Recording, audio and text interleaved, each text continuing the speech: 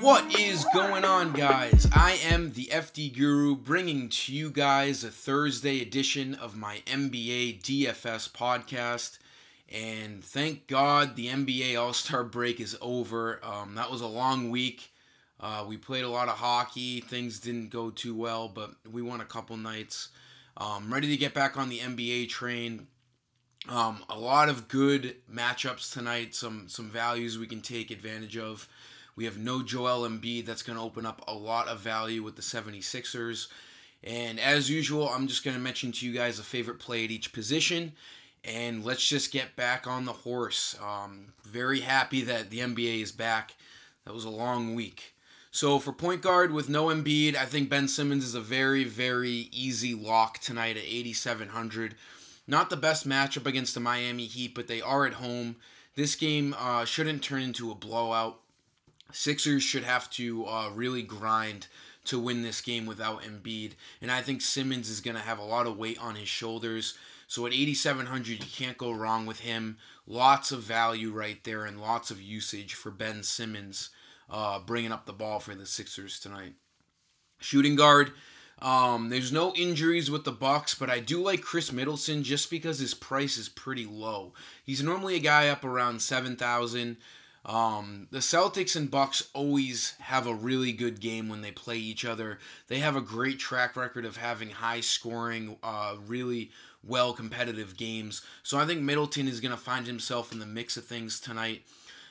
He's one of the most consistent shooting guards in the league, definitely on the slate. He's a guy who's going to get you right up towards 30 fantasy points basically every single night. He doesn't have that high of a ceiling. I wouldn't suggest him too much in GPPs, but for cash games, he's very safe. If you look at his game log, he's going to get you over 25 fantasy points and creep up towards 30.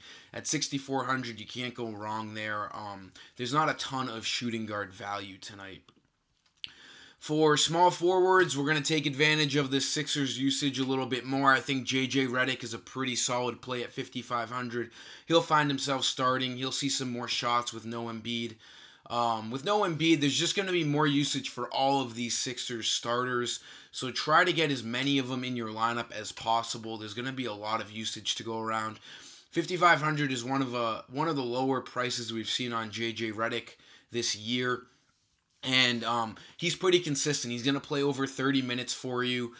He's got really good upside, but he does have that potential of dropping a bit of a dud, like 20 fantasy points. So if that scares you, I understand that for cash games, but get your exposure to him in GPPs if you aren't going to play him in cash games tonight. As you can see, before the All-Star break, he had 2 really solid games in there, even with Embiid playing. So expect him to have a chance at having a lot better of a performance tonight with no Joel Embiid in that lineup.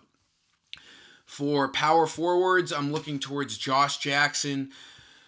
Kevin Love is going to play tonight, and they're looking to have his minutes, creep up back towards normal, but he's still got a long way to go, in my opinion. I don't think it's worth his 5,700 price tag. It's a great matchup. This Suns-Cleveland game is a really good game to pick from. It's going to be pretty high scoring, should stay close because they're both pretty bad teams. But I don't trust Love enough. He played 6 minutes in his first game back and then 15 in his second game, so I just don't have any trust. I hope people fall into that trap tonight, but I just don't think it's worth it until I see a couple of decent games in decent minutes from Kevin Love. I think Josh Jackson's a good play tonight. 5,800 is a good price. If you can just have a short-term memory on his last game against the Clippers, he should be a fine play tonight. He's going to start. There's no TJ Warren still, so expect him to find himself with a lot of usage and in that starting lineup for the Suns. He's got a great matchup tonight. The Cleveland Cavs defense is really bad, and he's been really good. If you look at every game before the Clippers game, he's been really solid.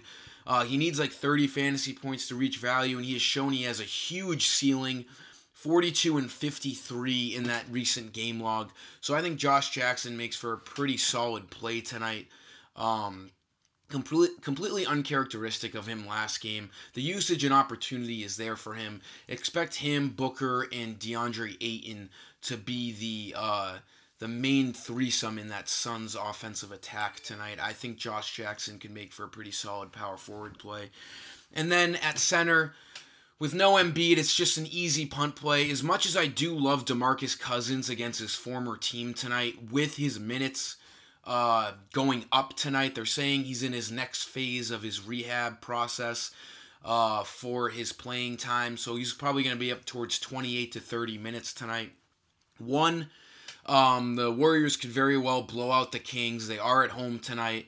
And two, I just think Cousins, as much of a good play as he is, you just can't fade Boban tonight with no Embiid. It's just really dumb to do. If you're playing DraftKings, try to get Cousins and Boban in your lineup. You can do that due to the utility spot.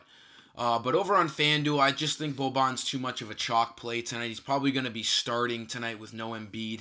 And at 3,800, you really can't go wrong. He's going to reach value. He's a great point per minute type fantasy player. So expect him to get at least 20 fantasy points. They're going to need him to cover Hassan Whiteside tonight. So expect him to see the court for a good portion of this game. I expect at least 20 minutes out of Boban tonight for the 76ers. That'll sum up today's video, guys. As always, it is the NBA, so keep track of that injury news as we get closer to tip. I try to get this video out as early as possible to be beneficial to all you working folk out there. So until next time, I am the FD Guru, and I am signing off.